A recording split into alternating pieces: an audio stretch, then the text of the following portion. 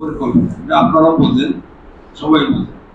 আমরা যেমন গেল প্রথম পৌরসভার মেয়র হওয়ার পরে আমরা পঞ্চমাসে একটা পরিকল্পনা করছি, 5 বছরের ভিতরে কি কি করব, কোন জায়গায় কি করব, কোন ওয়ার্ডে কি কাজটা করব, আমরা একটা লিপিবদ্ধ করছি।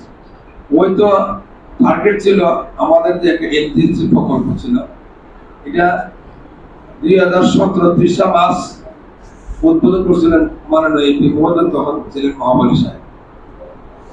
উনি উদ্বোধন করার পরে প্রায় 5 বছর পর্যন্ত কাজটা রানিং হয়ে ধরে কাজটা অফ হয়ে গেছে। আপনারা যারা সাবেক কাউন্সিলর এই এলাকার সন্তান যারা আছেন আপনারা দেখছেন, আসলে বন্ধ হওয়ার পরে কিছু টাকা প্রায় 40 কোটি টাকা লেস হয়েছে, এটা ফেরত চলে গেছে। কাজ আমরা করতে পারি নাই বিদায় 40 কোটি টাকা ফেরত দিচ্ছে। আসলে ব্যর্থতাটা আমার ভুলটা আমি বলতে হবে যে আমি ইচ্ছার যে ছিল ওনাদেরকে আমি কেউ দোষারোপ করি না, ওনারা আমার মূল সমতুল্য। তারপর এটা বলতে হয় কারণ কথার মাধ্যমে কারণ অকারণে বলতে হয়। এখন কেন আমরা এত পছন্দ এই কাজটা করাতে গিয়া আমি বারবার এই দৃষ্টির প্রকল্পের যে ছিল মুজাক্কের স্যার আসলে পিডি এবং সহকারী পিডি ওনাদেরকে নিয়ে বারবার মিটিং করছি। লাস্ট পর্যন্ত উপজেলা চেয়ারম্যান মহোদয়ের দ্বারা আমি এই কাজটা করার জন্য অনুমোদন পাইছি, কারণ ওনারা মাধবপুর কাজ করতে দেবে না, কাজ করাইবি না।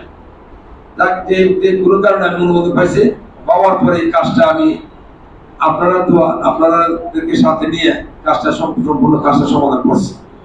ওই 40 কোটি টাকা ফেরত যে টাকাটা নিয়েছিল, এই টাকাটার জন্য আমি বারবার গেছি। আমাকে আমার মাধবপুরের ইউনো মধ্যে ছিলেন জি এম জাফরুল্লাহ, তখন উনি স্বরাষ্ট্র মন্ত্রণালয়ের সচিব ছিলেন।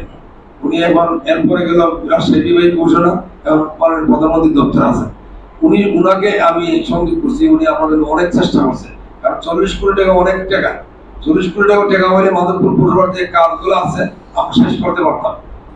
এই টাকার জন্য আমরা দৌড়াদৌড়ি করছি, হয়তো আমার ভাগ্য নাই বা আমার পৌরসভার জনগণের ভাগ্য নাই, আমরা আনতে পারি না। আমি একটা কথা বলবো, আমরা যখন মিলেমিশে কাজ করি তখন একটা কাজ সুন্দর হয়।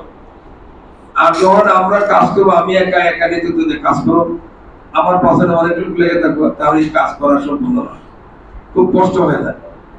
আপনারা জানেন মাধবপুর উপজেলা পৌরসভায় প্রত্যেকটা পূজা মণ্ডপ যে আছে প্রায় 13 থেকে 14 পূজা দুর্গা পূজা করে।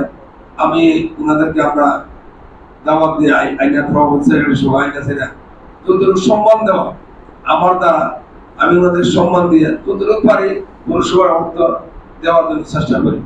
মাধবপুর পৌরসভা যত মসজিদ আছে রমজান মাস আসলে, কারণ এটা হয়তো অনেকেই করে না, আবার যারা করে এদের জন্য ভালো, আমরা এই জিনিসটা চালু করছি।